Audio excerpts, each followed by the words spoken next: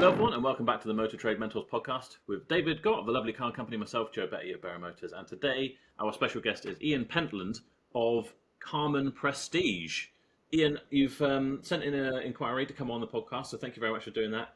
He's listed a few challenges. It is one of the more sparse inquiry forms who come in here, so I haven't got much to go off. So, but from his questions, which are three challenges he's facing, one is time as a one-man band, so we can deduce that he is working on his own, buying cars without fees, and growing an online presence.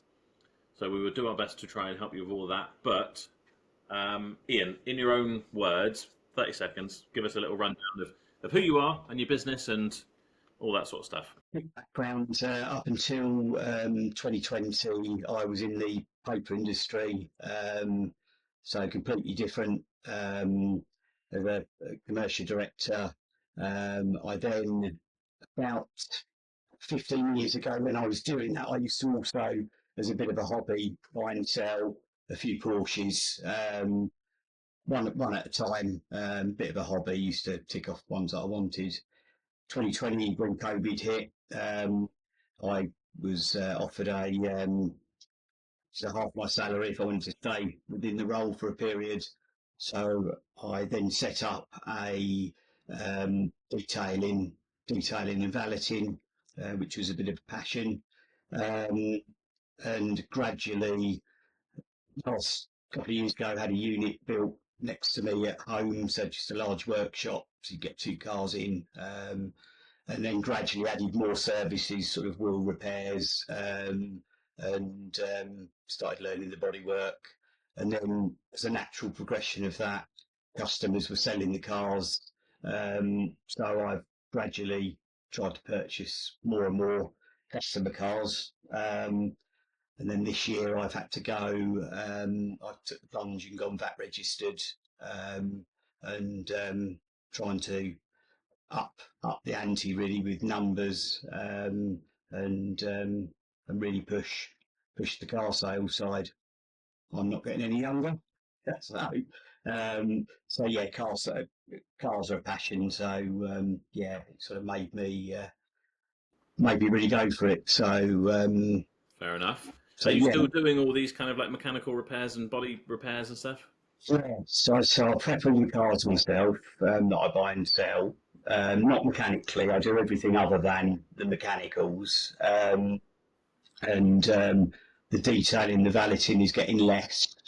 I'm trying to focus more and more time on the car sales. But are you still doing like wheel repairs for other people? And Yes, I do. Yeah, not huge amounts now. It's I've not been advertising that part of the business much now, so it's more of a natural sort of progression, pushing the, as I say, pushing the car sales. I'm just trying to wrap my head around what your day to day is, whether you're still doing valets and wheel repairs. Day to day at the moment is probably about 50% of my time I'm spending on my own stuff now, and then the other 50% of the time still doing, whether it's a bit of detailing, valeting, wheel repairs, or a little sort of smart repairs. So yeah, I want to get that to. I want to switch that over to 100% of my own work. But at the moment it's been working quite well. The numbers are getting there in terms of it being a standalone business. But the detailing and valeting still helps the end numbers at the moment on a monthly basis. Yeah, I've got someone I use to collect cars, so I don't, unless it's very local, I don't collect the cars. I've got someone who charges me a day rate, and he'll go and collect them from anywhere in the country. And do an appraisal once everything's done. So I haven't got to worry about the time in terms of that at the moment. And how many cars have you got then at the minute, Ian? I've got 4 at the moment. I'm aiming to have 10, but at the moment I've got 4. But they've been moving fairly quickly. So again, my niche I've found is sort of up to £10,000 in the main is what I've been going up to, and then with a little bit outside of that as well. I'm just having a quick look. You guys can see the website as well, I take it. Yeah, can see it, mate. Yeah, just to see what sort of things we've got in stock. So where you are currently is obviously obviously because you've told us is at home. Is that right? Yeah, that's right. That's another thing as well is where I am. The neighbours are very good, but also I'm very conscious that if I grow it much more from home, I don't want to become a problem. Local pariah, yeah. So it's that's fair enough. Yeah, I mean, my next question was going to be how much space have you got because that's the next limiting factor. yeah. I mean, I could fit here 2, 5. I could fit. I've got space for about between 8 and 10 cars where I am. But if I went up to, I have had the sort of 10 when I've had customer cars here as well. And that's where I'm conscious that it doesn't become looking like a car lot at home. What is the plan then? I'd like to get to the stage where you get a unit somewhere that I can do it, prep it. That's what I'd like to get to. I've got a colleague of mine who collects the cars who would also put some money into the business. So yeah, it's that stage, and I'm probably not far off it in terms of wanting to try and get a unit, but I'm not quite there in terms of the extra monthly outgoings that you're going to have to cover to do that. And how much are they coming up at the unit at the moment that you're looking at? I think for what I would need is probably around about 1,500 to £2,000 a month. Yeah, so you're going to need at least 20 cars. Yeah, that's what you've got to be aiming at. Somewhere that you can fit 20 cars in. Okay. And where you're going to be selling at least 10 a month. You know, out of the 4, how many have been selling a month out of the 4 that you've had? To be honest, I've been selling them fairly quickly. I've had a couple where they've not moved and I've traded those on. So I've got a little Citroen C1, only done 13,000 miles, but I had it 4 or 5 weeks, got nothing on it. So other than paint the wheels on it, I hadn't invested anything more time-wise. So I managed to claw back what I paid for it and just move on. Again, whether that car would have sold if that was on a forecourt and someone was looking down the forecourt, but I paid, it was a lot of money. I think it was 5,850. So it's a really low mileage 18 plate, but I just didn't get a call on it. Did you see our last week's one where we were talking like? No, I haven't yet. Oh, okay. So we're looking through Dave's stock, and he had a C1, a red one, and we both said you're going to be getting used to that car. You're going to have that next year because there are just cars like that. And to be fair, he hadn't had a whiff on it, but he'd had it for only a few weeks. But me and Dave could predict that you would have it for a lot longer. Yeah. For me and Dave, we'd avoid that because we wouldn't want to sit on our forecourt. For you, it's so much more important. So much more important that because for us, it's 2% of our stock. And if it sits there forever, so what? We're busy with other stuff. If you've got 4 cars and a quarter of them don't get a sniff because it's the most boring thing you've ever seen, then it's going to hurt you. So yeah, you need to. And I think Ian done the right thing actually trading that on after 5 weeks. I'm sat here thinking, oh God, 5 weeks, that's not even a long time. However, when you've only got a few cars, that 5-6 grand would be much better put into 2 cars rather than 1 car. Absolutely. It's the space as well. So I'm sort of conscious of, because it's at home as well, I'm around it all the time. So, it's on your head more, isn't it, when you're at home? Just couldn't work out why, as I say, why it wouldn't go, but it was. Yeah, you need to watch last week's podcast. Yeah. That. The thing is, as we've sort of said, I have, well, both of us have got like roadside presence, which definitely helps. Yeah. But even then, and it applies more to you, is you need to be thinking of what are the cars that people are searching out for, and they're like, I really want one of those, and they'll see yours, and they'll be like, oh, it's like quite a nice little dealership, I'll go there. Whereas if they're looking at C1s or iGos or whatever, they can go up to the car supermarket where they're on a stupid price. Yeah. They're probably cheaper than yours because they're going to sell them at cost, because they're going to sell them upsell them everything, the warranty, the extended protection. That's the finance. That's how they make their money. I know our local car supermarket used to be, I don't know if they still do it or they can still get away with it, but you'd see someone would come in and they'd be like, oh yeah, I've seen one up the road at Carbase, but it's like 200 or maybe even less, 500 quid cheaper than yours. Right. Like, you understand that's the finance price. If you want to pay cash, they'll charge you more because they take it into Okay. account. So you're competing with that market basically. Is where I'm going with that. So. And that is one of the other things at the moment as well. Obviously, there's two factors. Where we are, obviously, we're right by the sea, so the audience is, we've only got where we are. You do lose a big chunk because we're not central to anything, so which is good. Yeah, I won't worry about that. Yeah. I mean, look at Joe. Joe, you're like flipping in the middle of nowhere, aren't you? You've got to drive about 15 minutes down the crappiest, try not to swear, road you've ever seen to get to our place, and battle through caravans and people park. It's a horrible road. I had to move house because my missus was just getting furious about having to commute on that road every morning. Right. People will come from wherever. Exactly. They're not doing it every day, are they? They're coming for one car. And you know this thing about like roadside presence, Joe. Like, we are on a main road, but we don't have any price boards in the cars at all.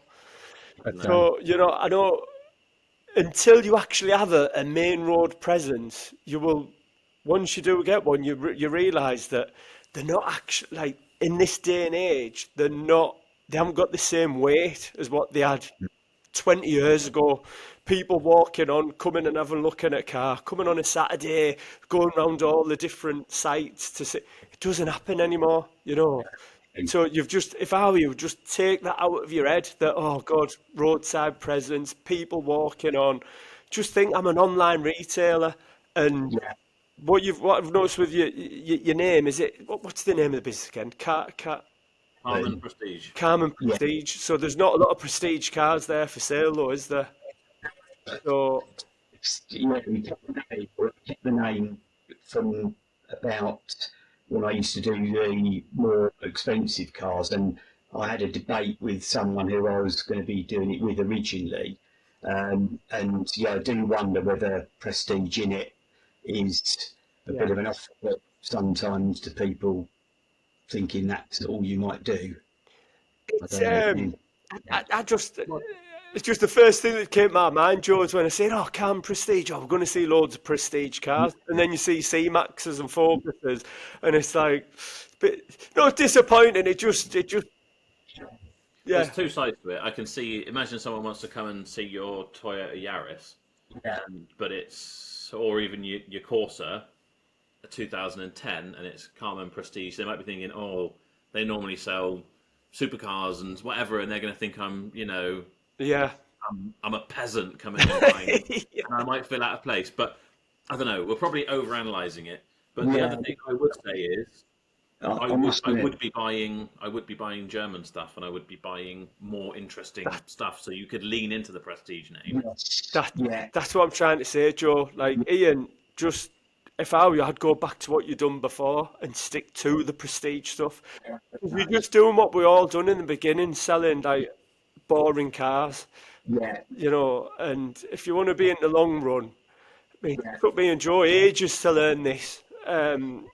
You do sort of go the other way of, like, trying to do what everyone else does. Confidence on that stuff, haven't you? But I mean, Yeah, your Land Rover Discovery Sport, you could say that's prestige. I think even your Golf with the black wheels and whatever, if you're going for a certain look and obviously you Yeah. got the Merc, the E-Class. That's the yeah. sort of stuff I would say. If you're going to have a Grand C Max, that's fine. I suppose it is a titanium, but I'd have a titanium X, the one with all the Funny rest enough, of it. Try and trade it on. Exactly. Find Yeah. someone else who's I'm just in the process of trading that Grand C Max on actually because yeah. again I've struck not a lot with it. So I've got But someone who wants a 7-seater. But again, how long have you had that C-Max for? actually, that's probably been there about 3 weeks. See, I'd give that at least. I know I'm contradicting myself, but the C1, yeah, trade that on because, like I say, me and Joe know that's going to hang around. But is that a 7-seater, the C-Max? Yes, it is. Yeah, Well, it's going to sell. It's going to sell. Give that 60 days on the C-Max at least. and Yeah. it's had the lady who had it, the engine wrecked on it and Ford. I think they've £3,600 worth of work, which Ford covered under because she had a lifetime warranty on it. And the cam belt, so it's had a new wet belt and new injectors and everything. But what I would say is maybe try to do some better pictures as well. Yeah, get the door down for a start on the garage. Okay, yeah. But yeah. Sometimes if you're not getting the interest, fresh set of pictures, there must be somewhere where you are. You can go and pull it up in a nice leafy area or a car park or Yeah. something. We've got some nice parts around here where we can do that. What, I don't know what you think about it, but I did look at these sites where you can get the photos and they change the backdrop, but it Nah, works expensive. nah, you don't no, need that. Not at all. No, um, I don't. Personally, I know a lot of people do like them, but I think they look crap. I Yeah. think you can see from a mile away that they've had the Yeah. background cut out or yeah, whatever, and then you think, well, where is it? Well, yeah, what am I actually turning up to? Which is what I say in these podcasts. Oh, yeah, these podcasts all the time is that one thing we tend to. I don't know if it'll be on mine, but one thing I always like to try and show on ours.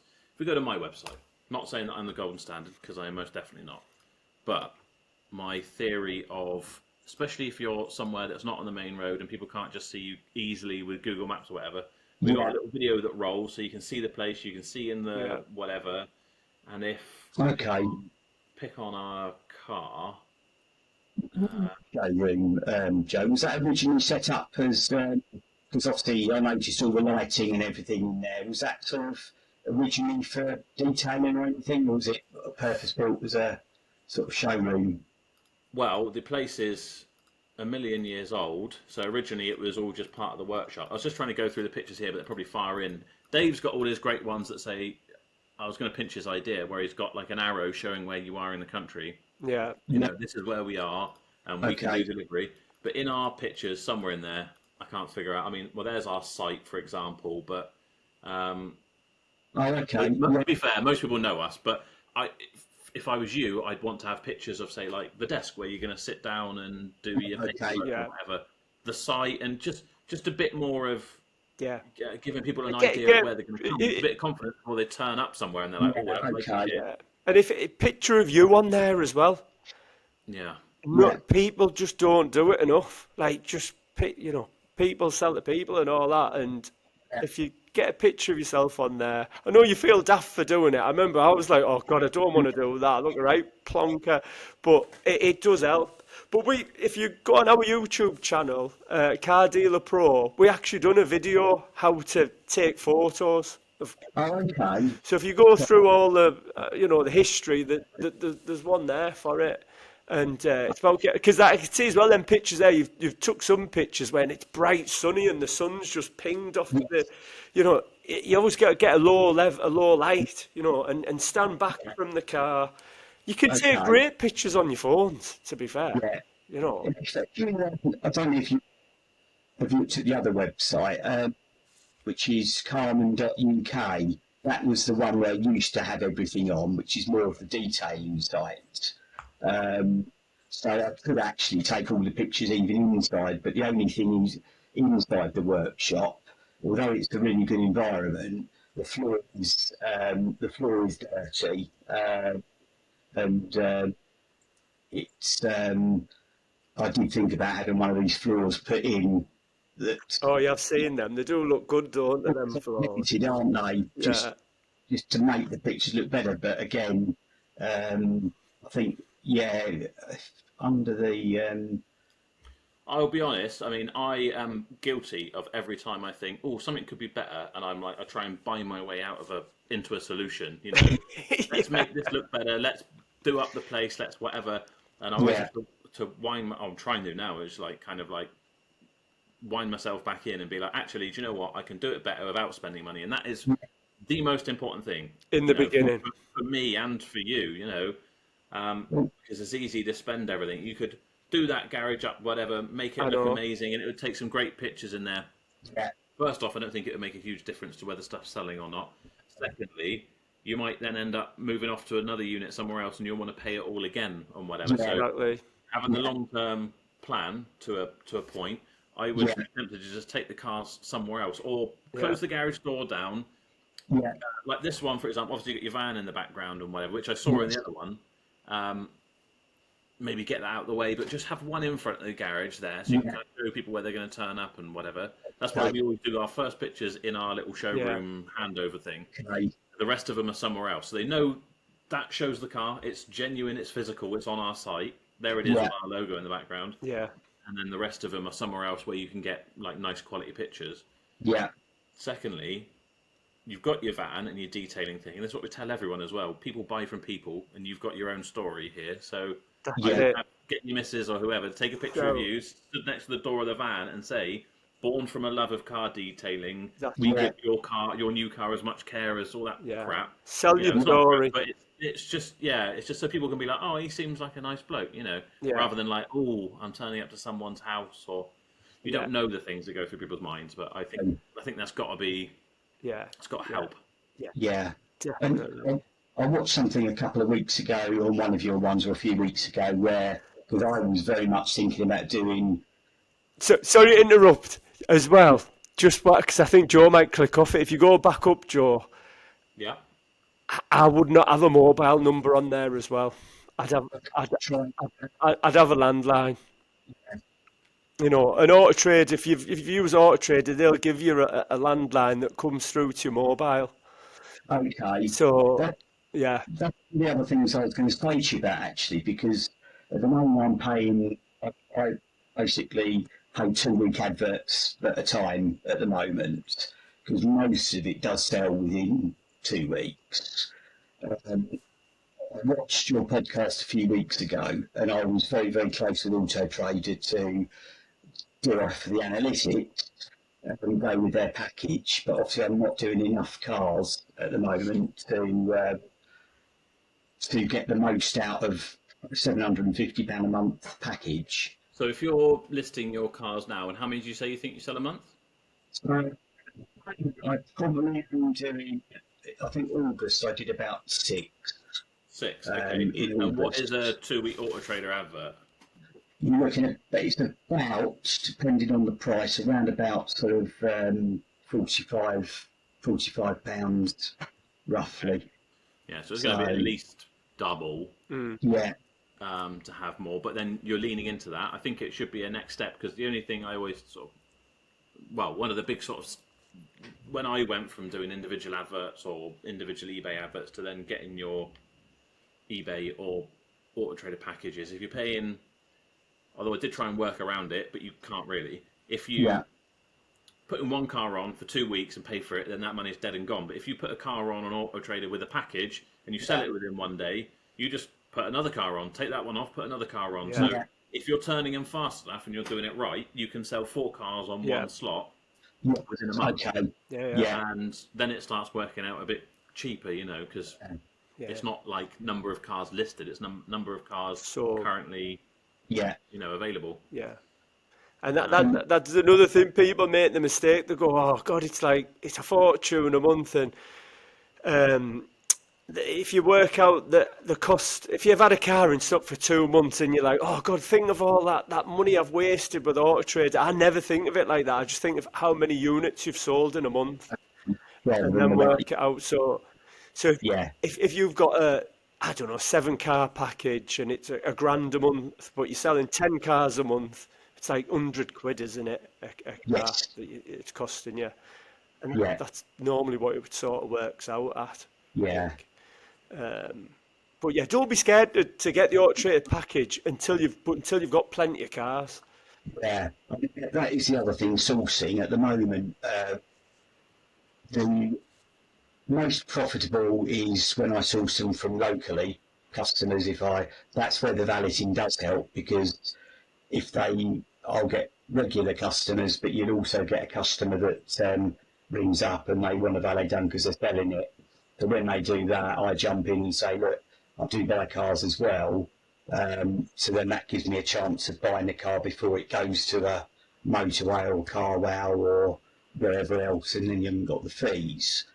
Um, been advertised at the moment much locally in terms of buying cars, um, which I think I need to sort of up the ante on. But it is having the flow of cars coming in. It's feast or famine for me. Yeah. Um, so I'm big in. I've got Car Wow. I've got Cars to Trade or Car to Trade, which I've used more for selling cars.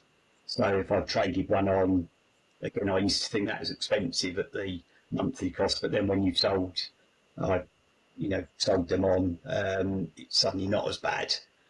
And how much have you got to invest? I've got about 40 to 50,000 pounds that I can play with on the cars, and I've got someone else who will put in another 70 if it's needed. Um, so so the step would be, at the moment I'm doing all my own thing. I'm paying the guy to go and collect the cars. But the guy who collects the cars is also interested in Doing it. doing more than that. So you know, What do you think, Joe, about having a partnership?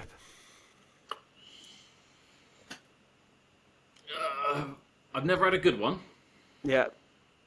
It is tricky. I've never had a good one.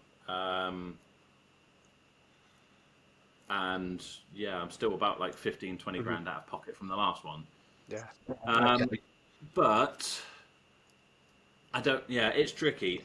All I would say is, if you do get into it, and some people do have great success with it, it sounds really boring and it sounds awkward and whatever. Get it down in writing, get a agreement made on who's doing what and whatever. First, get you both to sign it.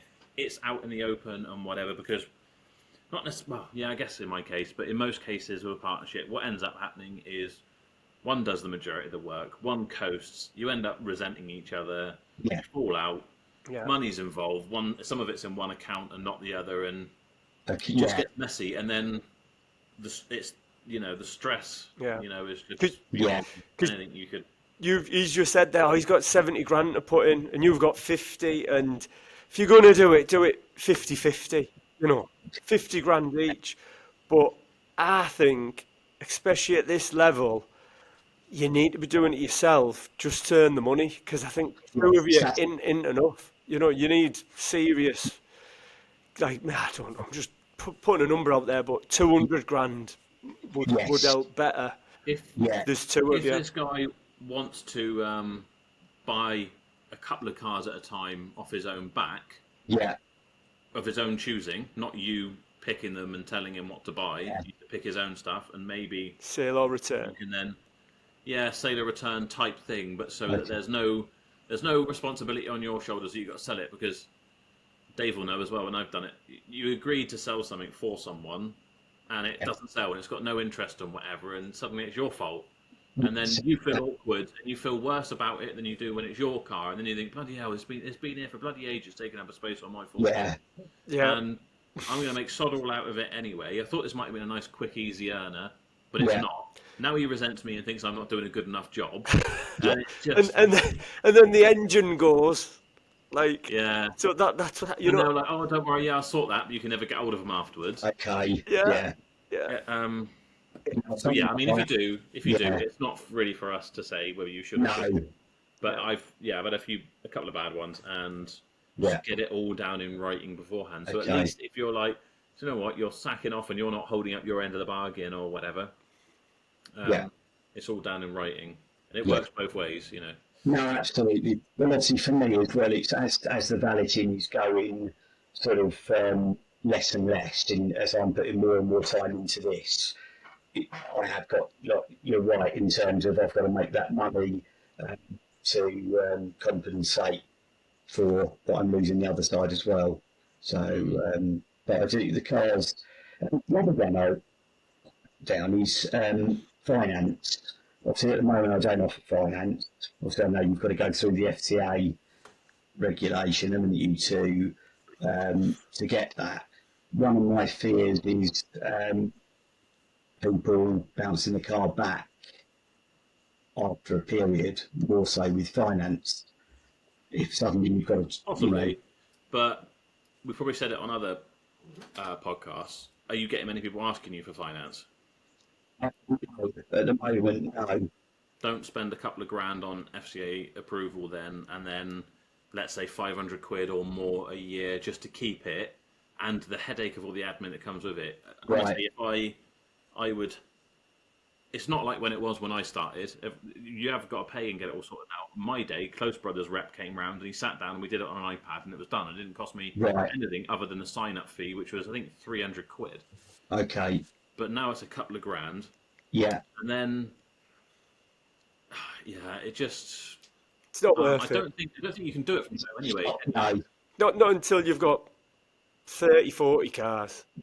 okay, Then yeah, don't even think about Yeah, I it. mean, You just need in to be the early selling the days, cars. That's it.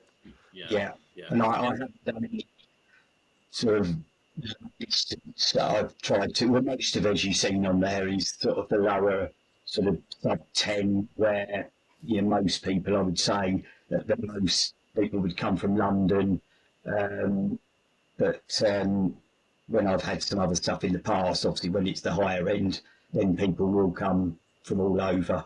But obviously, generally, they're not going to drive from Manchester to Folkestone to look at a Yaris, as a general rule, I suppose.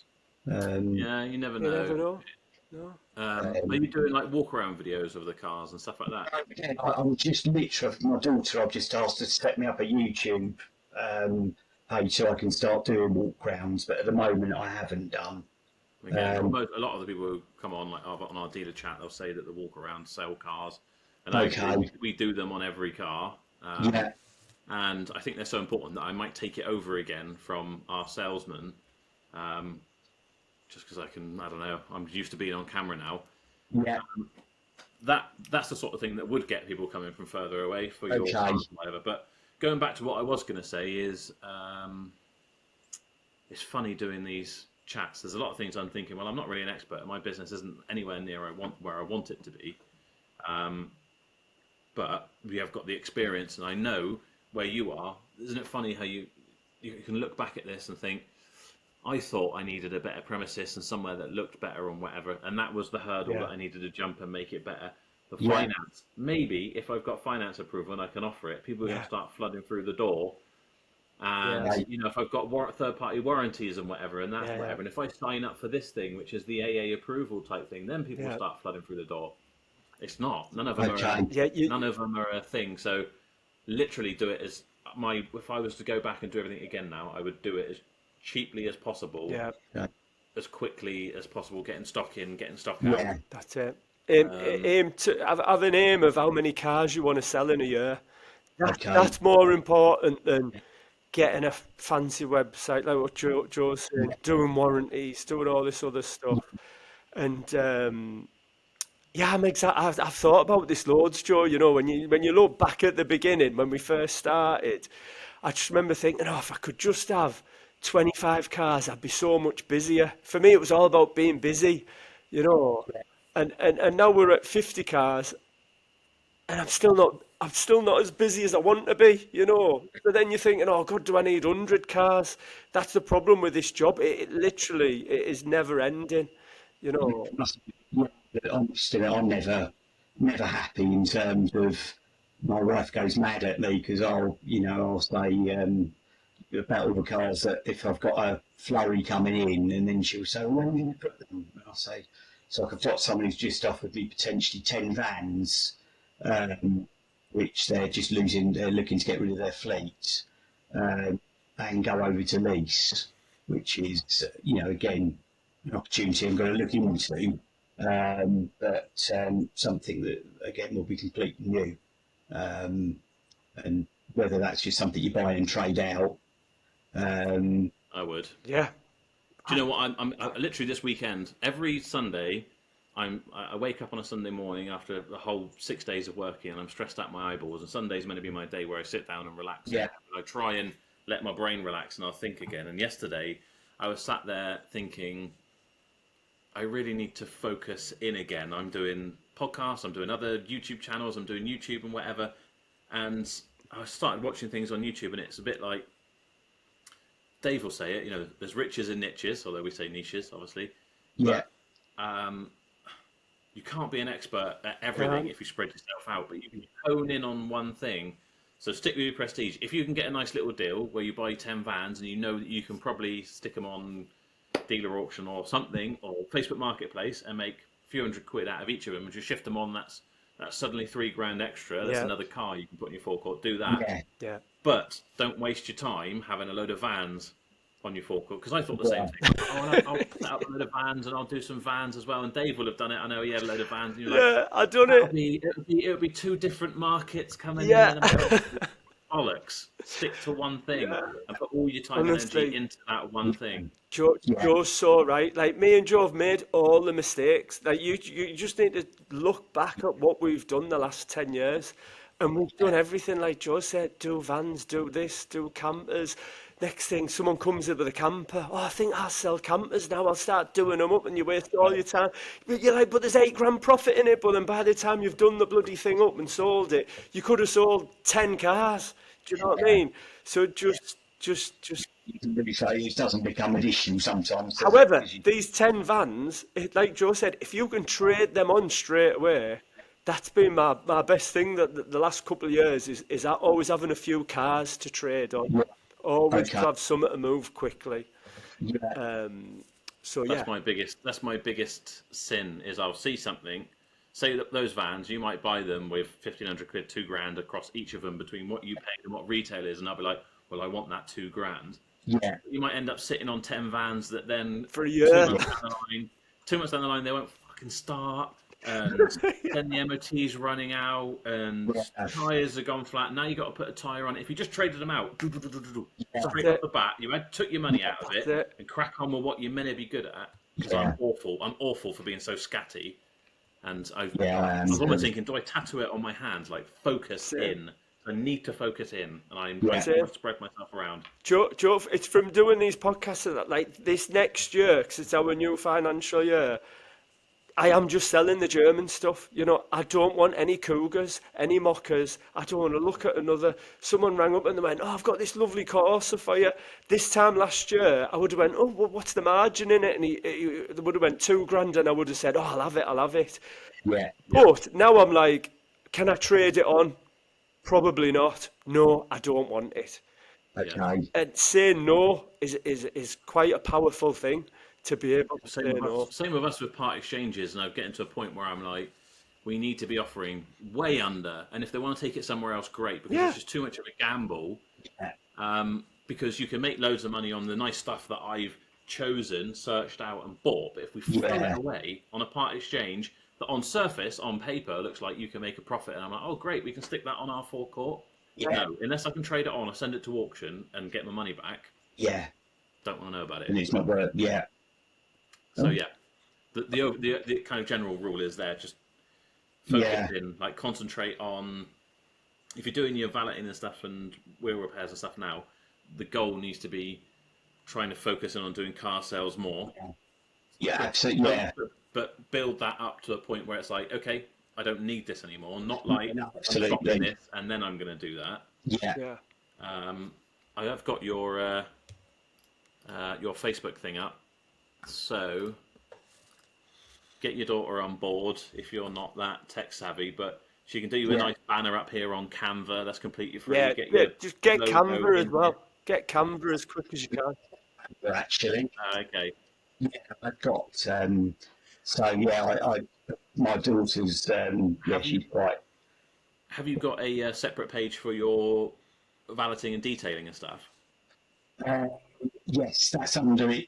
Yeah, that's under Not so car. much for worrying about finding it, but just talking Yeah, about wanting to buy cars locally. You can yeah, if you want, but I don't know what results you'll get at the moment with like 37 followers and whatever on this page. But get it set up looking right, and then you can No, do a couple of Facebook adverts. Even spending just 10 or 15 quid, you'll get a couple of yeah, responses for selling right, stuff. I okay, would also run. You might tell me I'm stupid, but this is my first thought. I would run a special offer from Carmen Detailing or whatever that is the yeah, pre-sale valet, and just do it ridiculously cheap. Because then you've okay, got a foot in the door to try and buy that car, you know.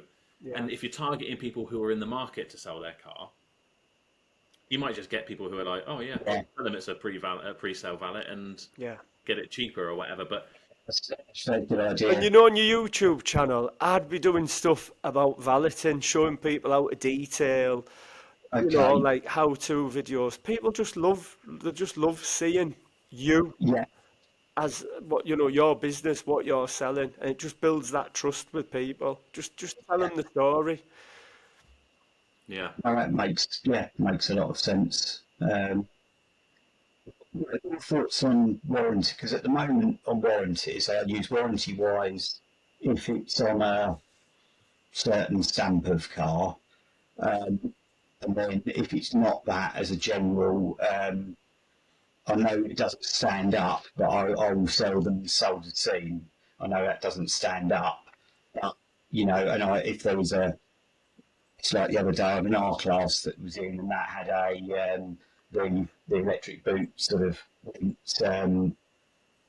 went up okay, but it wouldn't come down. So I would sell that with that fault and note that down with the customer.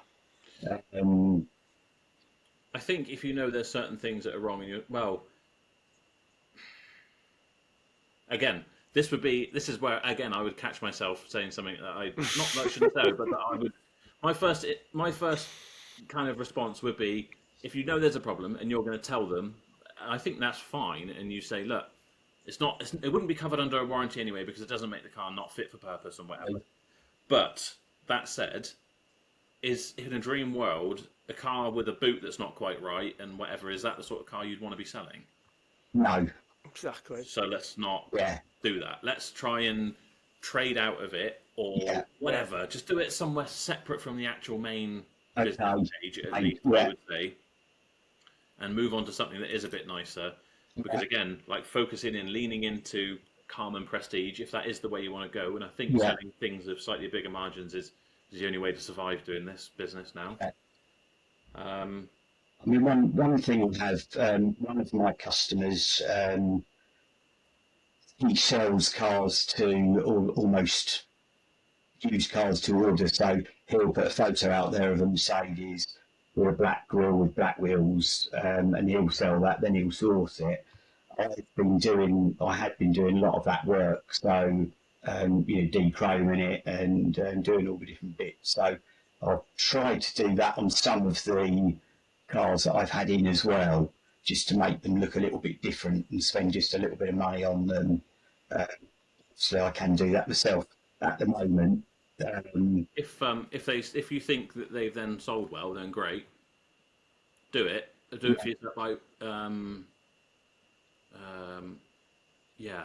As far as sourcing stuff for people, which might not be what you're asking anyway, but sourcing stuff for people, I just wouldn't worry about it at the minute. It would just do take you not? No. too Yeah, much hassle and bullshit, and you'll end up buying something that someone specifically asked, and you think you got a nice little margin in it, and then they're like, "Oh no, I bought one somewhere else. okay. Yeah, just I've changed my mind now. Now I want a. I did want a convertible, but now I want a yeah. SUV." yeah, I hate sourcing cars for anybody. I don't. yeah, It's just a waste of your time. You know, you just yeah, want someone And got also to their buy a car. expectation of because you're sourcing it, you're going to find the perfect thing. So when you turn up with what's a really good, they're like, "Oh, but it doesn't have this or doesn't have that." It's Yeah. like, where's the one that does? You know, you're not going to find one. Yeah. It's so true. It's so So true. yeah, I would avoid that. Yeah. But if Yeah. you think that I don't necessarily know that I find like all the black wheels and black bits and pieces always sells that well for me, but it could be like a regional thing. Mm. Yeah. Sort of found it on the for the Yeah, younger people, Mm. certainly on the courses, and if I've got to do the rules anyway, then quite often I'll do them yeah, back. And but yeah, you're right. I mean, it's not my personal preference. I Also, as think well, it. what I've learned in this job, Joe, is like if you start selling stuff that you don't like, you struggle to sell it. You've mm, got to like what you're selling. You know what I mean? So if you're like thinking, oh, I'll black the wheels, I'll do this, I'll do that, but you can't stand them, like Yeah. don't do it. Buy Yeah. stuff that you really like, that you're passionate about, because then when the customers come to your house, your passion will come across. You Yes. know, like same with Yeah. vans. Like people would come and look at vans, and I'd be like, "It's a van. It's white, and it drives. That's it." I had no passion. That's why I didn't sell the vans. So you've got I, to, niche into stuff that you really like selling. yeah. yeah, yeah. I agree with that. I think my salesman head can come out, and if the car's got silver wheels or black wheels, I can flip it either way. Except but Yeah. See, I love yeah, I black think it's wheels and all difficult. that stuff. So that's why I'm right passionate about. Like, I'm like, look at Yeah. that. It looks mint. That looks absolutely classy. You're gonna look beautiful in that car. You know what I mean? Yeah, yeah, Yeah, but exactly. I'm not Yeah, like that with a van. You're gonna look lovely in that van. yeah, I must admit, the other day, one of the nicest cars I sold, which wasn't one of the, which was a 3 grand R class, and it was one owner pretty much on 125,000 miles of full Merc history. And I must admit, after driving it, I didn't want to sell it because it was just Yeah, they're the so. ones. And I must admit, my enthusiasm did come through to the customer on that one. Um, That's it. so, but yeah, you think for the price of some of the stuff is incredible. Um, before um, before I forget again, so the question before I went off on a tangent was warranties, and you use it. So um, I think in some sense you can get away with selling a car and being like not necessarily not sold as seen, but you can be like being realistic because of the age and the yeah, mileage. It doesn't come with a warranty. You're under no obligation to give a warranty. You'll still be held to the Consumer Rights Act. So if the engine blows up or yeah, something integral to the car being fit for purpose, then you're going to be on the hook anyway. And to be honest, you don't want those headaches anyway. So you don't know. um, if you got cars like that, I would just even if you still sell them from the business, but you sell them on like Facebook Marketplace or something, so it's not necessarily something you're advertising and Yeah, making a feature of being in stock for you. yes, But warranties, have a read of or listen to Dave talking about his profit first, whatever it is. I don't do it. I tend to. I wouldn't have the patience or time for it, but I'm quite good at making sure I got enough money to cover everything. But yeah, putting some money aside, I should put money aside and have a warranty pot, which I don't. yeah, And I think 9 times out of 10, with the exception of something really weird and exotic going wrong, you're better off putting the money in your bank account, not warranty-wise. Is yeah. um, Okay, the customer wants it, great, but make sure you're making a profit on it. yeah, Don't Yeah, do it. I know Dave doesn't. You do them at cost, don't you? But yeah, I would try and do self-warrant, and then if they want a longer one or whatever, then fine, sell them a product, but yeah, try and put a profit on it. It's only fair, I think. yeah. And yeah. And then maybe at least there's maybe something in that it for profit, you. stick that profit on the warranty in a separate account. Okay, Because even though you have paid for this warranty, they'll still come back to you. If the warranty company won't fix it, they're gonna yeah. come straight back to you. So Which company do you use? And I don't, but I just do it myself. Yeah, yeah, 3 months complimentary. And if they want a warranty from warranty wise, we sell them at cost price. But we say, look, if anything goes wrong, you go yeah, straight to warranty wise. You yeah, don't come to us. You yeah, know. Um, And because them warranties at main dealers, they're trying to sell them for like 500-600 quid, but then they're getting it for 150 or 200 with us, so that works really well. Because at the end of the day, you don't want to see the customer until they buy another car from you, Yeah. You don't want them living with you after, Yeah. Yeah, we use Handler Protect for the longer ones. They're quite good because they cover up like the value of the car for quite cheap, similar sort of price as warranty-wise. So I think they're worth looking into. They've been fairly reasonable so far. Yeah. Okay. But you can always, if you're going to self-warrant as well, but you don't want the admin of them phoning all the time, you could look at like the managed self-warranty things from like Logistics, and I'm sure some other people do them. They like booklets. They'll cost you like 16 quid or something per warranty. Oh, right, okay. They've got to phone the warranty company, and the warranty company will say, well, sorry, that's not covered under the warranty, and it's not, or whatever, and they're the people to takes that awkward conversation off your hands. So that can be, I mean, because a lot of people will pay for 150, 200 quid for a warranty because they're like, oh, that takes, it's a lot expensive, but it takes it off my hands, so I'm not going to have to take those calls. Yeah. Deal with warranties in a sense. But you can do it a cheaper way if you still want to self-warrant. So. Okay. Yeah. It's one thing I haven't got yet as well, which I know I need to get, which I presume someone like Logistics, terms and conditions and things like that, set up properly. Yeah. And you're doing PDIs and all that sort of stuff. And I'm getting it MOT'd in sort of a basic PDI. Yeah, but are you doing a PDI sheet that the customer signs? Not at the moment. Yeah. Again, if you're asking about worrying about stuff when it comes to like comebacks with finance and stuff, even without it, that PDI is for you really. Okay. It's a bit of extra peace of mind. It's like a it's a snapshot of how the car was when it went out. Okay. Because they're going to use every opportunity when it comes to trying to reject a car to you or get more money out of you or whatever it is to be like, oh no, this clearly was happening at the time. It was this, it was that, or I found a scratch and I didn't notice it before because of X, Y, Z. Hang on. I mean, look at the pictures for a start. That's one thing, but look at the PDI that you signed. There's no marks on there. You signed to say the engine was okay at the time. Yeah, and you can get them from Logistics. The PDIs, they're quite good. Use them. Yeah. And do you know what? It's the law of averages, isn't it? 95% of customers are absolutely spot on. Yeah. But every year, 5%, that's what your PDI covers you for. For the customers that are just a bit of a nightmare and like to moan about anything. And then it's like, oh, well, look, you signed that there to say everything was okay. And you can't, people just, if they're getting a buyer's remorse, they'll do anything to get out of a car. And that's what PDI covers you for. Okay. Yeah. Do you know sort of points are on the PDIs that you generally do?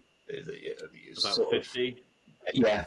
But, I mean, it's all pretty basic stuff. It's just like, do all the door handles work? So you do it yourself. You don't have to get it to a garage or whatever. You can run around, just check that all the tyres are, of a reasonable depth. All the doors work, the blowers come on. Okay. It's all those silly little things that you never check. But then they're like, oh, well, the blowers, 5 months down the line, they want you to fix it under warranty. And you're like, sorry, it's a bit too late now. I'm sorry something's gone wrong, but it is a used car. And they're like, oh, well, it never worked. So, you say, oh, your warranty only covers you for 3 months. And they're like, oh, yeah, but it broke the first week. I just haven't had a chance to tell you. It's like, well, let's have a look at our PDI form. You signed and said it was all fine because we checked it. Yeah. So, that's a good point. What do you do on things like, because obviously some of the cars that I'm buying only have one key. I'm generally selling those out with one key, and it's usually a negotiation point.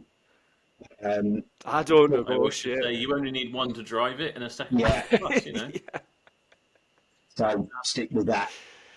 Yeah. What you're selling and the values you're selling under 50,000. Yeah. Yeah. I mean, we'll sell stuff with one key. It's always funny enough. It's always the people who never ask about the keys that when you hand up, oh, is it just the one key? Is it? And you're like, afraid so. But luckily, you only need one to drive it, sort of thing. Yeah. Like, oh, okay. Yeah. But I mean, if someone wants one, you can get them done fairly cheap, 150 quid. But it's just one of those lucks of the draw. With the stuff you're selling under 10 grand or whatever, Yeah. it doesn't really affect the value. No. So investing in buying another key won't add any value, No, obviously, yeah. or really knock the value. If you were selling 100 grand Bentley, Yeah. then it's well within your interest to get a second key so that customer's happy and they don't feel like, oh, well. But if someone wants one, do it. If they don't. I wouldn't make it a policy of getting another one. Yeah. It is what it is. This is the thing with used cars, and this is a kind of like my favourite sales strategy, really, is just like, it is what it is. It's a used car. It's been used by someone else for the last 60,000 miles. Someone will say, why hasn't it got any service history, or why has it only got one key? So someone's lost it somewhere along the line. 2 owners that it's had before. Someone's just, lost that key and they can't find it. Yeah. But, luckily we've still got the one, and if you need another one, we could get one, but most people just have the one. Yeah. That's it. Yeah. It's like Nick said the other week, isn't it, when he said, if you actually prepared a car back to perfection, you'd be thousands of pounds out of pocket. Yeah. Actually, yeah. It's working out how to prepare a car and still make a margin. Find your baseline quality and always aim for that. The minimum, it's got one key. You're not going to sell without one, but if it hasn't got a service book, service history again doesn't even necessarily worry me that much. I'd much rather have it. It's a much easier sell. But if you've bought something like I do stupidly, and I realise then that it hasn't got service history, just as the base minimum, do a service, get a service done. So it's just freshly serviced. It's just all the filters and everything changed. Because that's the one thing that worries me with a warranty company. Obviously, if you're selling a warranty, and then the amount of things that need to have been done, whether it's had a gearbox service, most of the time they haven't, have they? It's so bits that sort of I know. Well, that's it exactly. And then if you pay 150 quid for it, you kind of know that they're never going to cover anything anyway. So you may as well stick 150 quid in your bank, along with all the other cars you've sold, and the one that does go. This job is gambling in a sense, isn't it? You're just gambling on the law of averages with everything. Yeah. Buying stuff from auction, buying stuff from people privately. Exactly. Being responsible for them for 6 months. Just try and make the odds work in your favour, I guess. Yeah. I don't know if I'm being a bit too. I mean, I've just started buying. I bought one from Carwell, funny enough, which was the Corsa, but I haven't really bought much from. I've signed up with G3, but I haven't bought anything there yet. Obviously signed up with motorway. I can't get a motorway account of my own yet, although someone I know sort of helps me on there. I think motorway wanted 6 months of trading as a limited company. If you can get down to G3, just the beauty of going to an auction is that you can buy 3 or 4 cars in a morning in a sale. You know what I mean? This is what, like me and Joe say. You need to have cars to make money. Yeah, the main goal should now be like having a fairly regular stream of cars coming in. And the good thing, like Dave says, going to an auction, on your drive home, you know all the stuff that you need to order. That one was missing a wheel trim, or that one needed its wheels done, so I know I got to book that in and whatever. And you be ready when they start coming in. But for you as well, being a one-man band, and I say having a bit more time, you don't have a bit more time because you're doing everything yourself. But in a sense, you probably got time at the desk where you're not being pestered by customers and employees. You could look for cars privately to buy. I would do a real close search and look at them, and then if they're just filter it down to private sellers. The sort of stuff you think you might be interested in selling, and figure out which ones seem to actually have a margin in, because you may be able to go down, chip them down a bit, and then you've got your £2 margin. Really easily. You've been able to check the car over, and you can go and pick it up same day, bring it back, and probably list it the same day. Yeah, so I mean, I must admit, part of my problem as well is I'm terrible for, if a car came in say on the Friday, you might be absolutely shattered, but then because I deal with it, I'll end up then thinking, right, okay, I need the wheel, I get the wheels. So then you end up working the weekend trying to just get that car ready because you just want it photographed and on the website for sale. And that's a little bit of a, it's good for the business and always good for me. Yeah. In terms Well, of, here I am talking about having my Sundays to try and let press soak away, yeah, which isn't always easy. But yeah, I mean, if you weren't a bit like that, you wouldn't be sat here doing this.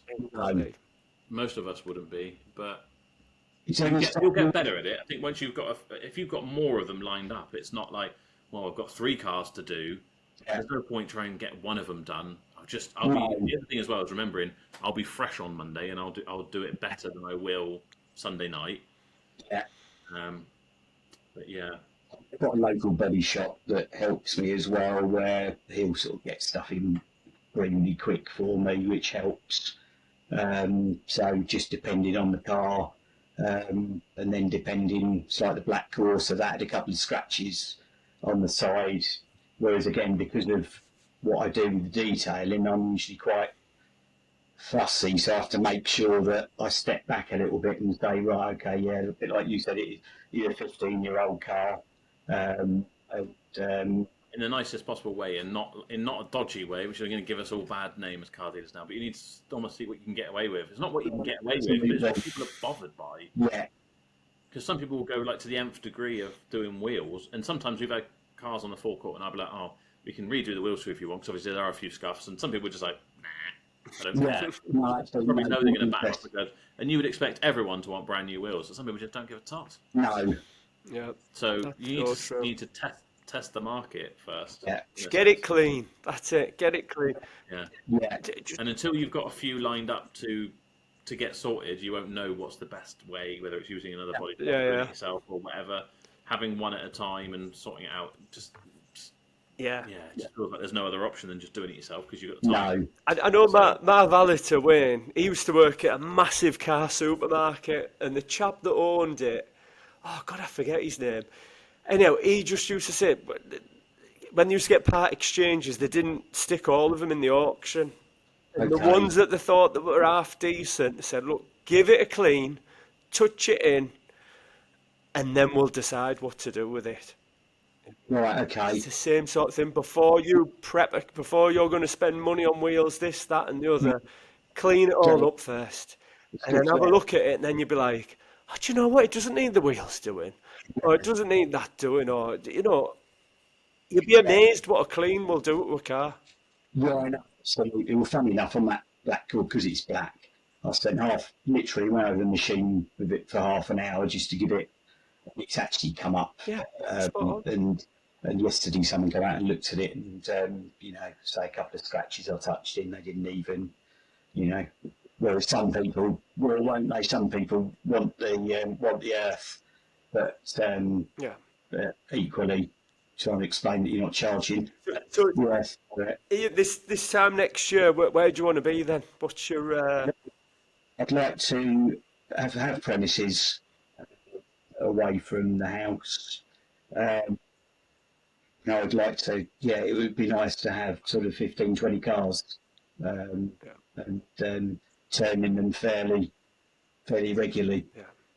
And I'd like to, the detailing, the valeting side, sort of move that on, um, and obviously again probably get to the stage where within the prep where I'm not doing the rules and not doing everything myself because you haven't got the time. yeah, So I'd like, I love the buying, I like the selling, like the buying the most. But as I say, it is trying to just get that to that next level and that flurry of stock that's coming in. And I think your idea of the advert actually on Facebook's a good one as well, to try and push that, and maybe at some point have another site, maybe website for the lower price cars, and possibly with the prestige bit. I don't know. don't know what you want to So do is 100% achievable, and I'm sure you will do it and more probably within a year. yeah, But yeah, there will be a lot of trial and error as you've got to see what works for you. But I would try by just getting a few cars in, seeing how that goes, and the whole like having like a separate website again and whatever. And then again, my evil inside was coming out when you were saying about moving on the valeting thing. I'd be like, can you not get some young lad in who you can kind of give him some training and you could keep that going on the side? Forget that idea. Just forget it. That's exactly what I would do, and it's a bad idea. Focus on sales. what you're doing, but you're having it. I wouldn't go to the point of having a separate website for the cheaper cars and whatever. Again, that's more.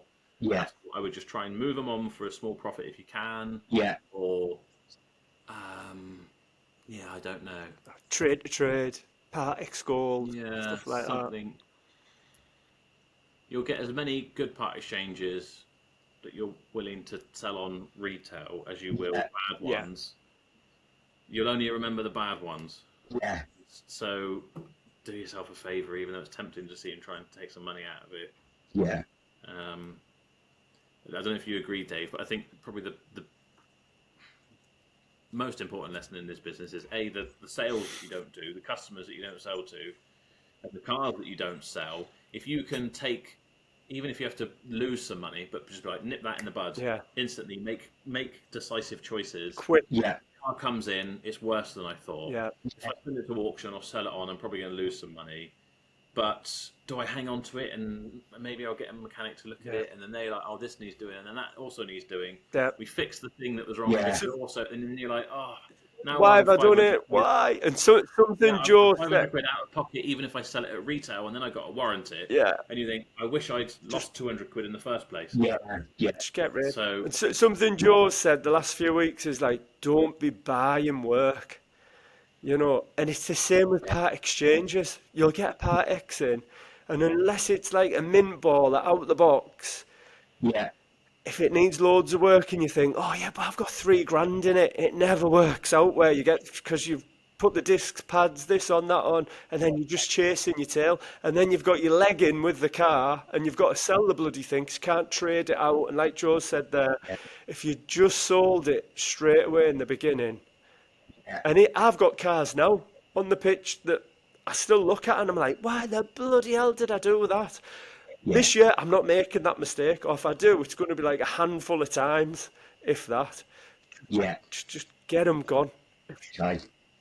You avoid car-wise in terms of... All of them. I mean, I think... What was the question, sorry?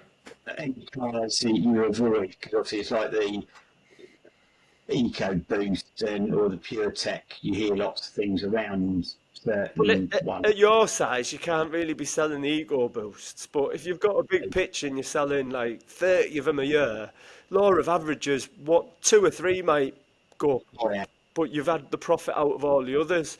Where for you, you're not at that stage, you know. So every car, you've got to make sure it's got profit in. Yeah, I will sell anything, as you know, Ingeniums, EcoBoosts, whatever. But I will go into it with my eyes wide open. I won't buy one unless I know I've got, like, I might walk away from a Range Rover with 5 or 6 grand profit in it. Yeah. I need that because if it goes wrong, at least I'll come back to square one, you know, rather than losing money. Yeah. But like Dave said, I would try and avoid that sort of stuff. If you're going to sell, like Land Rovers and whatever, try and get the 2.2s and not the 2 litres or whatever. Yeah. The Mercs, it all depends what's going to be popular for you, because I love Mercs, but they just won't sell from here. For some reason, Audis, BMWs will sell no problem. No one really seems to want Mercs around here. Otherwise, I'd sell those because those 2.1s would go on forever. Yes. Yeah. Bit of trial and error. I mean, Peugeot and whatever Pure Tech things, they're anything with a wet belt. Just anything with a wet belt or whatever. You just got to think, I've got to factor in a lot more money with that. And then if you factor in an extra 800 quid out of your margin, you probably realise they're not worth having. So there are plenty of other cars out there. Yeah. Trial and error. Yeah. See how it goes. But I would try and get a bit more of a Facebook presence going. Maybe just dabble your toe in doing a couple of little Facebook adverts and whatever with buying stuff. But I mean, all those things are like little sprinkles of little extras. What really Yeah, needs to happen, like Dave said, is get yourself some more cars. yeah, Um, you always need more cars, don't you? That's I'm it. looking at my list. Yeah, I was like, I've got that's all it is. 35 here, and I'm like, I need 50 really to right, Yeah, realistically make enough money every month. I need 50 minimum. So I'm right, like, where do I put them? yeah. So this is always yeah, There's always a always problem, a isn't there, problem. Joe? When you go yeah, to the Yeah. next level, there's always some other problem, other hurdle yeah, you've It is. got. This job is a bit. You are chasing your tail all the time because if you get a place that's big enough to put those 50 cars in, you need. Well, it costs you more, so you don't need 50 cars anymore. You need 60 cars, yeah, and then you need more staff to handle it. So it's just like every step you yeah, take, you need to get. So Yeah, yeah, yeah. And then you think, I do oh, think. I I just, do think that yeah, the problem lads who are like, to challenges. I think if you get to your point in a year's time where you've got 15, 20 cars, you're working on your own predominantly, Yeah, and you can just increase and lean into the prestige with bigger yeah. margins. You're laughing, I think. yeah, Look, Needs to have a look at come on. Nick from Lovely Cars. Like we're, I was just called Lovely Car Company, but Nick is Lovely Cars, and he does it from home, and he's got 20 cars, and he's done it like that for flipping, I think 15 to 20 years, and right, it's just him okay, and his wife, and they just sell really nice BMW, Mercedes, and okay, he's made a fantastic living right, from doing that. You know, so yeah, it can be done. It can be done. And the great thing about Nick is he's just stuck to that brand. You know, he okay, hasn't went off selling all different stuff like vans. Yeah, You exactly. Yeah, know, making those this mistakes is is where me and Joe went wrong. We've just like it's like every month there's a new thing where I think, oh, I need to do this or I need to do that, and then I change and I chop and change. But the one thing yeah, that I have uh, noticed that knew that you need more cars to make more money. It's as simple as yeah, that. yeah, good flow, don't you? Yeah. It's, yeah, no, I mean, do you buy much of a motorway car, well, or do you generally? No, I don't really. No, the only problem with motorway, I wouldn't have time. I'd need to go out myself because people are bidding to kind of view them, and then you got to chip them down, and it's not something I really enjoy doing. no, I could send people. I mean, I don't generally go out to get them anyway, but with all these things, there's fees. There's going to be fees when you go to the auctions, yeah, and obviously the auctions, CarWow and Motorway. I guess their selling points are that you can go and check them out in person and all that sort of stuff. On the flip side, you can kind of listen to and hear and see and get a feel for cars in person. But as Dave yeah, said, when you're starting out, it's like volume. So you might want to go and spend 10 grand on 4 cars in one yeah, day. You do that all in one place, and actually, yeah, it's a lot quicker. It's a lot yeah, of time saving. Exactly. By the time you bought Um, 5 cars on motorway, it's going to take you 2 weeks, isn't it? yeah, that is Do you true. know what I mean? Yeah, Like, just yeah, and you can and they're not also, going to be perfect either. um, You know, just look yeah, at part exchange cars. They're not going to be perfect. You'll probably turn up and realise that it's got a bit of a knock-in drop link, and I think it needs a couple of wheels balanced, and that tyre yeah, needs changing and whatever. But maybe you'll negotiate with them. But yeah, if you're at the auction, everyone else sees that as well, and you get it cheaper in the first place. yes, So you're yeah. working on them No, either that's way. quite good. Yeah, for G3, they don't let you go there yet, do they? To look at them. Bedford, you can go and look at them. Can you? In Bedford, you can go. They will line the cars up for the morning of the sale, and they Right. leave the keys on them, so you can go and sit in them, fire them up, turn the steering Um, wheel, whatever. yeah, I mean, you won't hear them running through, but I mean, they will literally because they don't have an actual auction hall to hear them and see them driving. You yeah. can fire them up and Oh, push okay. buttons and whatever you want. Oh, that's worth knowing because, again, the guy who collects the cars at the moment, who, as I say, he adds quite a bit of value to it. He's got no issue in sort of going up and then spending the day doing that as well and looking. So yeah, that's probably not a bad shout actually. The only thing Yeah, I had to do with G3 was paying, I think I had to pay £500 deposit per car or before you whatever. can start. Yeah, Yeah, start bidding. but Um, you get it back at the end of the day if you yeah, don't buy anything. and if you do, it comes off of what you buy. So yeah, a lot of people say about that. You can understand why. People put a bid in or put their hand up and then they bugger off. Yeah. And usually when someone does that, they phone me up and they're like, "Oh, you don't fancy this thing, do you?" That seems to be like on the hotline for them. Yeah. Someone's cocked on a deal on a BMW M2. Do you fancy it? Yeah, Nah. that's so true. Yeah. Yeah. Anything else we missed? That's been really. Yeah. I know you had a viewing at 10:30. You said hopefully they're not stood outside. It's what, sorry? I said I know you said you had a viewing at 10:30. So Well, hopefully they're not pushing back a little bit actually. okay. Funny enough, it's a second viewing on the Black Coaster. Oh, okay. So, do you generally stick with your pricing as well? If you put it up for a price, do you generally? Yeah. I won't knock more than like 100, 200 quid off, depending on what it is. Depends on how big the margin is. Yeah. Dave sticks dead on price, don't you? Yeah, all our adverts say fixed price. So, but if they do find, like say, the one key, all right, we'll knock 200 quid off. But to knock 500 quid off, it never happens. The margins are too tight. We're always playing the poverty line all the time. Oh, the margins, but it's true. It really is true. If you start knocking 500s off, the ones you knock 500s off come back and bite you with warranty issues. So that's another reason. Just stick to fixed price. Yeah, it's in my mindset is if you haven't got enough cars and then you're giving away to £300, you sort of almost causing yourself another problem. Yeah, you almost need to have your little explanation in your head, which is like, it's really hard to find good quality cars, so I can't really afford to discount them because I've been shooting myself in the foot because I don't think it's really easy for me to replace that car and put another one back in its spot, and people will be like, fair enough. Or I'd love to give you a discount, but we're already giving you a warranty. We've done this. I've polished the whole car all over, which you won't find on the next one, and try and add a bit of value, I guess. So And how do you find it because I've found AutoTrader pricing when they recommend the price all over the place.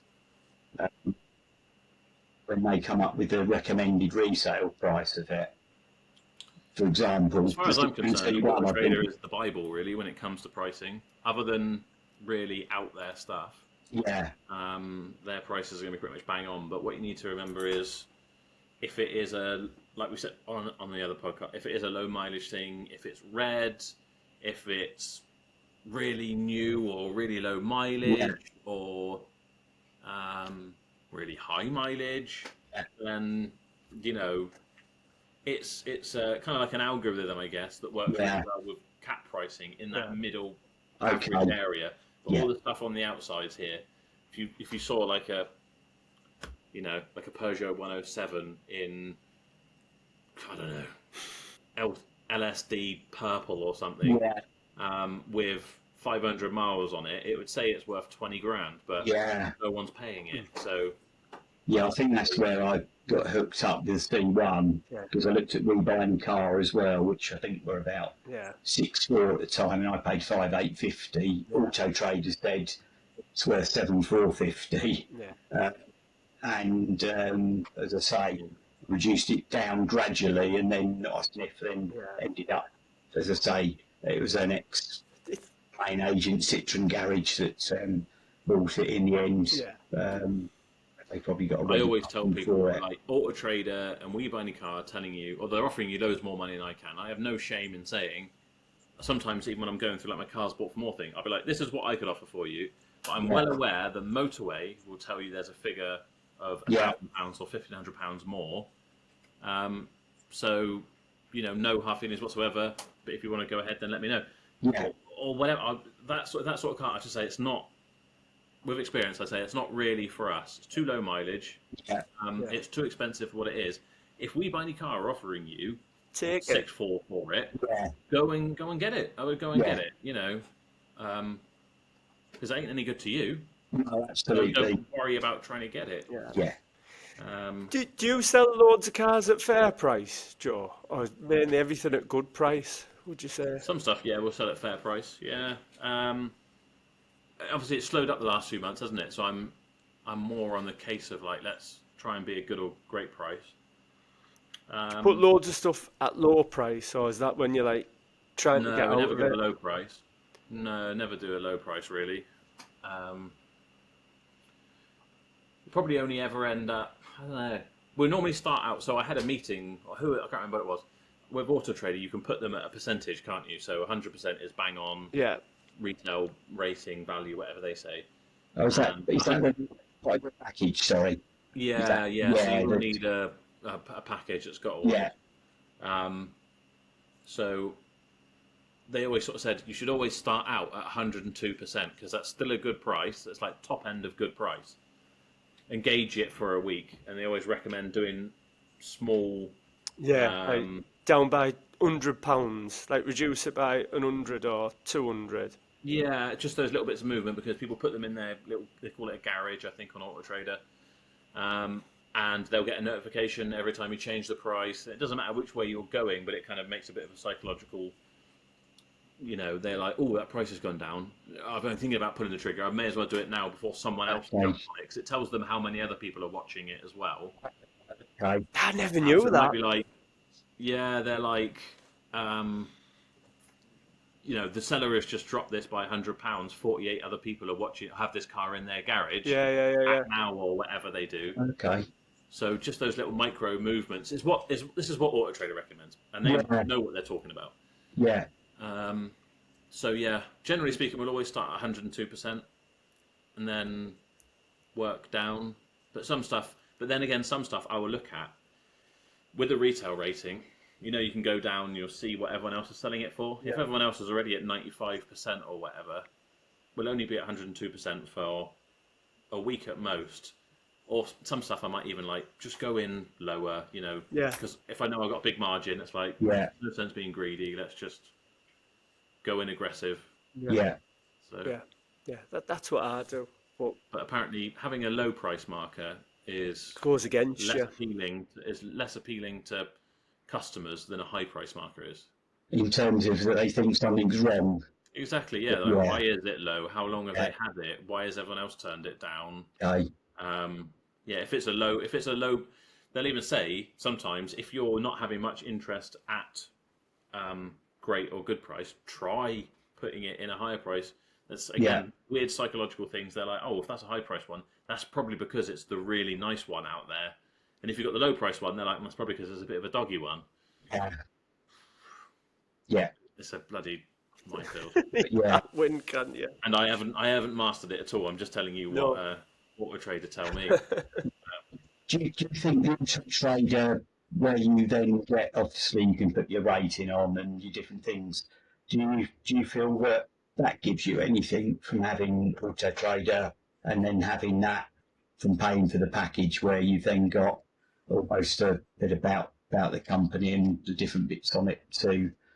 Whereas at the moment, when I'm doing pay per ad, you just I don't think, again, like we said about earlier, it's not going to be a light switch moment for you. No. It's going to make a huge difference with what you're selling. If you had 20 cars and they were all on not private adverts, but individual adverts, and you didn't have all the stuff, then I think it would look crap. And you'd be wasting money anyway because it would be cheaper. Yeah. I probably would never go back to, even if I decided, you know what, I'm going to try and cut down all my AutoTrader costs and try something else. Yeah. I would never get rid of it completely because of the data. Yeah. And I know a lot of people will come on, they say, oh, I don't believe it, and blah, blah, blah, blah. But it gives you a pretty goddamn good steer on what's worth buying and whatever. Nothing's 100%. But I'd say it's 80% right on most things.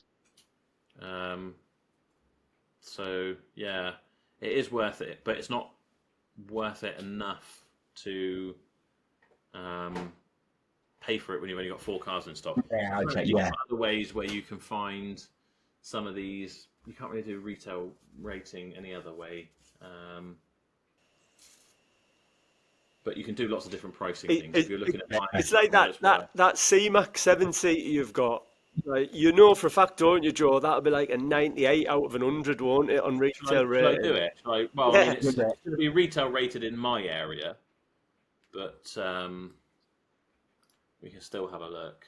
Does it change by? Does it show you by area retail rating? Does it as It well? doesn't show you by area, but it works out within 50 miles of your postcode where you're selling it. So it is Okay. it's specific to you. Yeah. I haven't been able to load up my portal recently. I might have to do it on my phone. If you want, I can do it on mine. Oh, no, 'cause you can't see it, can you? For some reason, it won't seem to load up on my. So, Dave, what sort of price level do your cars go up to, sort of thing? Anything up to 30 grand, really. Yeah, it's. But yeah. There's on our YouTube channel. I put a video how I got into the motor trade. Oh, okay. So if you watch that, it's quite interesting because it shows you the journey of when it's just me chatting about it, like when I was at how I started off and what I done and how I sort of got to where I've got to. We're all on the same sort of journey. But you might find it interesting because the thing what I'm getting the gist is with you at the minute is you haven't got enough cars. Once you get them 10 thing is you've got the money in the bank, so just go out and bloody buy the cars. Yeah, Simple as. absolutely. And then once you've got the cars, then you don't have to buy a shitload more cars. You just replace one after the other. And in that video, how I got into car trading, it says at the end, like we'd sell a car and then bang, I'd be straight down the auction, buy another one, sell one, back down there, get another one, and you just pick them off, So Do you know what's something that's just jumped out to me here about this? Let me show you. You've done again what all of us do when we're starting out because we think it looks really professional. Put these plates on. Yes. I would fuck them right off. For a start, there is no. I can't find the reg. Exactly. And I've downloaded the brochure, and there's no registration on there either. Yeah. Some people will like the look because they think it looks professional. Other people will think you're hiding something. Yeah. Maybe that category car and whatever. One thing I've learned is the amount of people who will research everything to the nth degree with different apps and whatever before they come. If they haven't got the reg to look at it, that's why I took the plates, the logo plates off because I was fed up of trying to find it. How many times do you look for a number and a reg to find? And I'd go on the website and I'm like you're doing now, and I'm like, oh bloody hell! And then you've got to look through your emails for the flipping reg, and it's alright. Do you know the reg, Ian? Yes, it is. Let me just grab it. So that is Y for Yankee, P for Papa, 64. Yeah. Z V K. On 73,800 miles. Do you know what? That should fly out of $5,000. Do not trade that on. Yeah. I've had sort of I've not seen it yet. Yeah, but I bet you've had a few calls, surely. Yeah, I've had actually, I did have one viewing. I had one viewing, and then the lady decided that she didn't like the sliding door. She's worried. So I don't know how well you can see it, but yeah, it's 95 out of 100. Okay. And the retail price on it is 6,075 quid. Yeah. Get the price. So we'd have that at 5,995. Yeah. Yeah. People might be looking at that and think, why is it so bloody cheap? Cheap. Especially with the number plates on. Those things covering the number plate. Okay. Yeah. How much did you pay for it? Just over 4. Oh God, you get it up to 6. Yeah, under 4 actually. Yeah. Do you know what I would do? I'd make that, if it's not raining as hard as it is here, I would get out there, close the garage door down, tidy away the cushion, just make it look as tidy as, just get a few more extra pictures of it with the registration. Because again, you can't underestimate how visual, the buying process is. They can see the number plate. They can, so they'll see that it's a 64. Even though it says 2015 up there, it gives them an idea in their head just from visually looking at it, the age. Yeah. Yeah. Yeah, it's I had one viewing where the lady decided that she's worried that her children would shut their fingers in the door they decided not to go for it for that reason. This is why I can't deal with customers. Yeah. Later, I said, but the good thing is your children won't go bashing other people's doors in the car park. That's the sort of thing when they say, "Yeah, I don't think my children can manage sliding doors. They'll probably chop their fingers off." And my first thought probably like, "You're probably right." Yeah, just like, we did have that, Joe. We had a disabled. It was a Fiat. Oh God, like Doblo, but you know the doors opened at the side, and this woman come to look with her daughter, and the mother put a hand on the door while it was open, and the daughter shut the door on her hand, and it got stuck in the door, and we couldn't get the door open, and she was like screaming and everything. It Bought the reminds me car of that. though. Have you seen that video of the guy who's on safari and he sticks his head out the back window of the van, and then the safari guide gets out and slides the door? Yeah, I've seen that. It's class. I would stick that up by. I mean, if you don't want to go to full retail price, I'd at least put it up by 500 quid. Okay. Yeah, get the money up. Get it up. I'll get some new pictures of it done today. So all your pictures Although out. you said you're going to trade it on, aren't you? Well, sorry. I'll have that. Did you say you were going to trade it on? So, yeah, I've got something who's, I put it on that Cars to Trade and someone come back at 4.2 on it. No, sell that. You've got profit in it. Yeah. And as I say, it should have been, say, literally 500 miles ago, say $3.5 worth of work with Ford on it. If you put that in the advert, bang on about that in the advert. Yeah, I would get it up. I'd get it up to like make it 5,995. Yeah. Make a point of all that stuff in there, and give it a try. It's not eating anything. It's not costing you anything to have it there. You're not on stocking or anything. No. Exactly.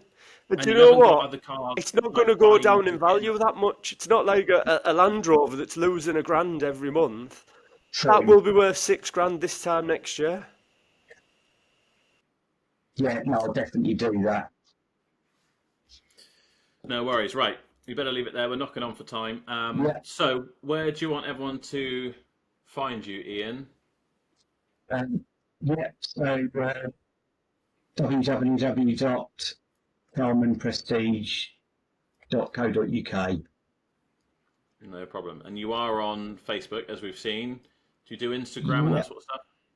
Yeah, on Instagram as well, and on LinkedIn. Although I need to update my LinkedIn. No problem. I will put all those links in the description. Everyone can check that out, and I guess we'll try and catch up with you in 6 months' time and see that you've at least got 10 cars. Yeah. 20 cars, at least. Definitely. Yeah. Such as that, mate, I've got some of those, and my wife will kill me. No.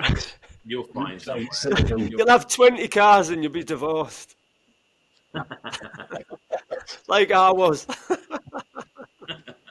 The way I'm heading. Option. Yeah. No, brilliant. Brilliant. Thanks so much for coming on, Ian. Thank you, everyone, for listening, and we will see you in the next one. Thanks very much. Good luck, mate.